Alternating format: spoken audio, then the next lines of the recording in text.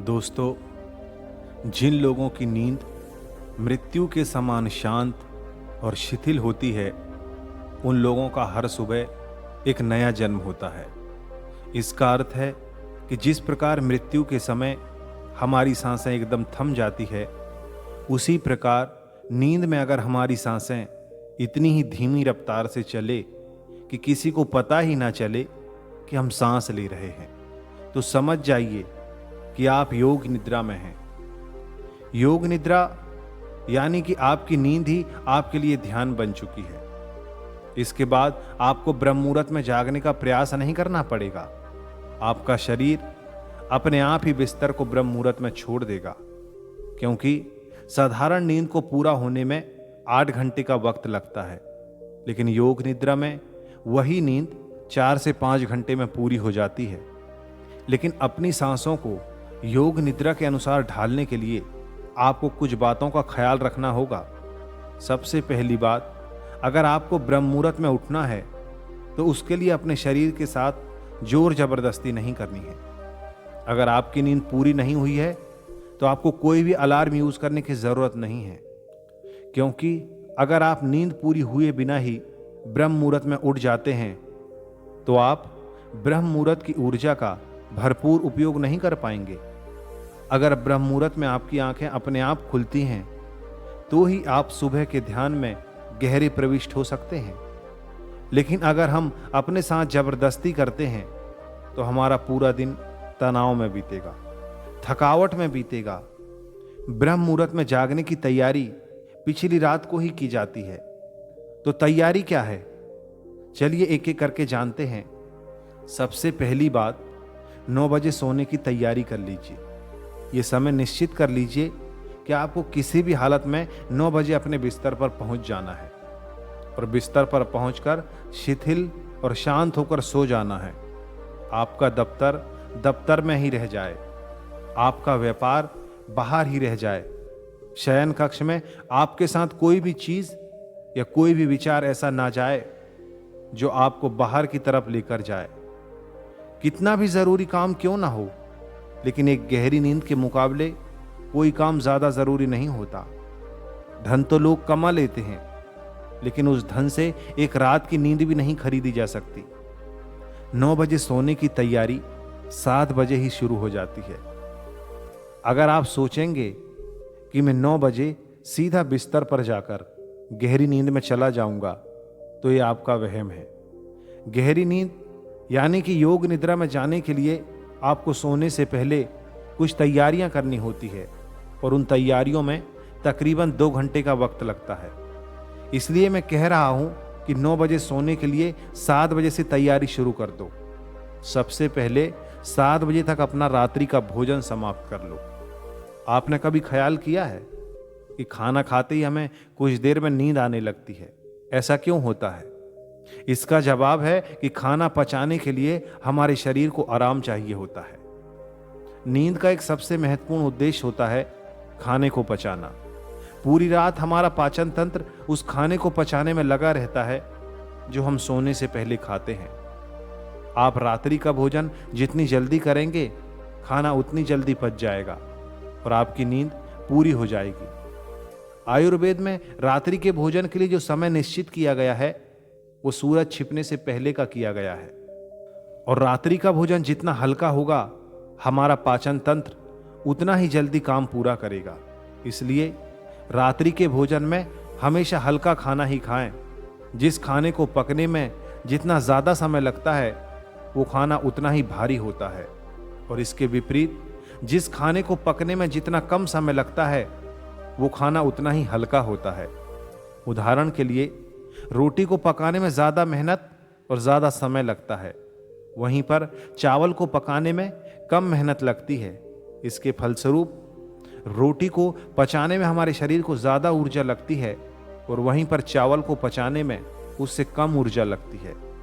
खिचड़ी, चावल, उबली हुई सब्जी, ये सब हल्के खाने में आते हैं, और वहीं पर रोटी, घी, मांस, दालें इत्यादि भारी खाने में आते हैं, जिनको पचाने में हमारे शरीर की ज्यादा ऊर्जा और ज्यादा समय लगता है, जिसकी वजह से हमारी नींद की अवधि बढ़ जाती है। शरीर की अधिकतर बीमारियां इसी कारण से पैदा होती है कि हमें ये पता ही नहीं होता कि किस समय किस तरह का भोजन करना चाहिए। आजकल लोग जिम करते हैं, अच्छा शरीर बनाने के लिए अच्छी डाइट लेते हैं, अच्छा आहार लेते हैं, जो कि बाहरी होता है तो शरीर को बलवान तो बना देता है, लेकिन शरीर में वो ऊर्जा, वो स्फूर्ति, वो ताजगी खत्म हो जाती है। शरीर का बलवान होने से ज्यादा मजा मन का आनंदित होने में होता है। ये बात तो सत्य है कि आदमी को स्वस्थ रहना चाहिए और उसके लिए व्यायाम जरूरी है, लेकिन उतना ही व्यायाम जिससे हमारा शरीर बहुत ज्यादा थके ना, या उसे बहुत ज्यादा आहार लेने की जरूरत ना पड़े। व्यायाम उतना ही होना चाहिए जिससे हमारे शरीर की ऊर्जा बढ़ती रहे, ना कि हमारा शरीर थक जाए। जब जिम करते हैं या ज्यादा कठिन व्यायाम कर लेते हैं तो नींद की अवधि अपने आप बढ़ जाती है। शरीर को ज्यादा आराम की जरूरत होती है और हम ध्यान को कर ही नहीं पाते। जो समझदार है वो ये जानते हैं कि शरीर को चाहे कितना भी बलवान क्यों ना बना लो, एक ना एक दिन वो मिट्टी में तब्दील हो ही जाएगा। और वहीं पर अगर हम अपने मन को समझ लेते हैं तो मन से समझने से बड़ा काम इस दुनिया में कुछ हो ही नहीं सकता। मन को समझ लिया मतलब आपने अपने आप को समझ लिया, आपने अपने आप पर विजय हासिल कर ली। ये मजे की बात है कि हम आकर्षक शरीर इसलिए बनाना चाहते हैं ताकि हम दूसरों को प्रभावित कर सकें। जिस प्रकार के विज्ञापन फिल्मों और समाज के द्वारा हमारे सामने पेश किए जाते हैं, हमारा मन उसी तरह काम करने लग जाता है। बचपन से हमने फिल्मों में आकर्षक शरीर वाले अभिनेता को देखा है और हमारे मन में उन्हीं की तरह एक आकर्षक शरीर बनाने की इच्छा जागृत हो जाती है।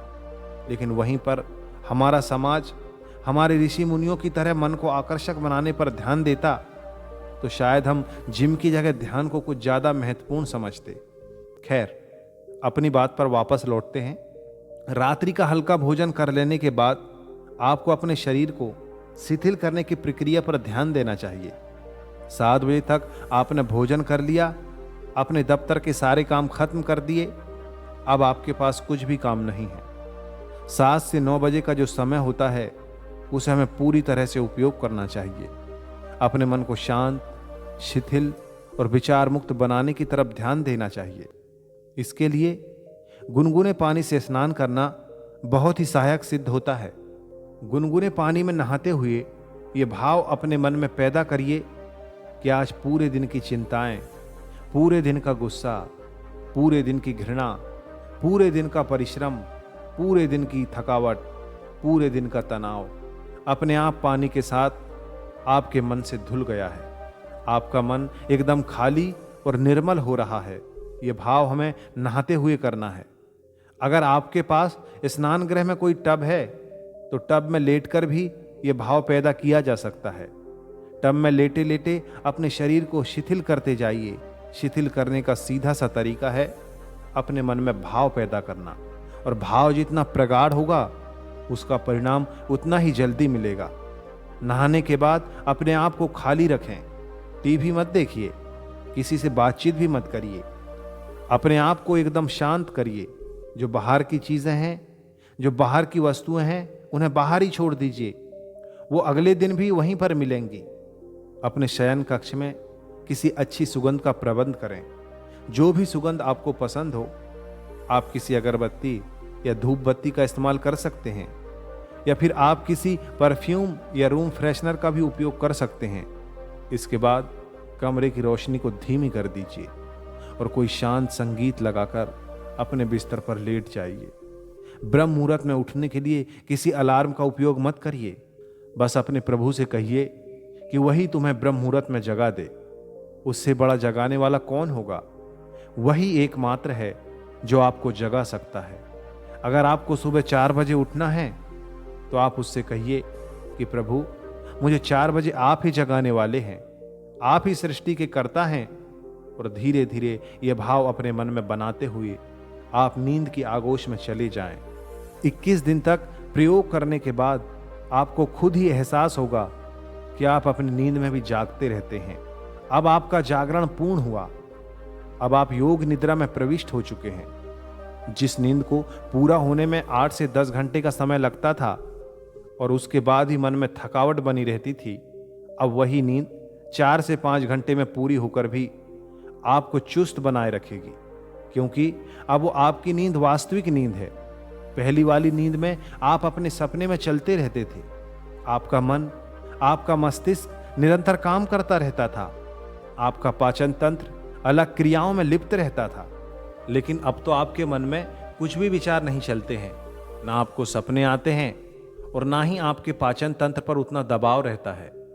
इसलिए आपके शरीर की ऊर्जा, आपकी ताजगी सबको हैरान कर देगी। अब आप बिल्कुल भी नहीं थकेंगे, ना आपको आलस आएगा, ना आप तनाव में रहेंगे। पूरा दिन ताजगी से भरा हुआ, नएपन से भरा हुआ, हर काम में आनंद आने लगता है। योग निद्रा में पहुंचने के बाद आपका ध्यान करना भी सरल हो जाता है। आप बहुत जल्दी और बहुत गहरे ध्यान में प्रविष्ट हो पाते हैं। रात को योग निद्रा लेने के बाद ब्रह्म मुहूर्त का ध्यान सबसे ज्यादा लाभकारी होता है।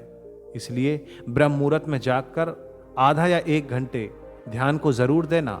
उसके बाद आप उस असीम सत्य को जानने में सक्षम हो पाएंगे। आप उस विराट को समझ पाएंगे। आप उसे देख पाएंगे जो कण कण में बसा हुआ है और हम आज तक ये देख ही नहीं पाए। आप वो समझ पाएंगे जो सभी शास्त्रों और सभी वेदों का निचोड़ है, जो सभी ऋषि मुनियों की सीख है और जिस पर पूरा अध्यात्म टिका हुआ है। शास्त्र, वेद या ज्ञान कुछ याद करने की चीज नहीं होती, ना ही रटने की होती है। वो तो अनुभूति करने की होती है। जब तक आप अनुभव नहीं करेंगे तब तक वो कचरा है, उसका कोई उपयोग नहीं है। वो ज्ञान सिर्फ आपके मन पर एक भार बना देगा, एक दबाव, एक तनाव पैदा कर देगा। लेकिन जब आप उसे अनुभव कर लेंगे तो वही ज्ञान आपके लिए आनंद बन जाएगा। तो दोस्तों, ये थी आज की हमारी कहानी। आपको ये कहानी कैसी लगी हमें कमेंट करके जरूर बताइए। धन्यवाद।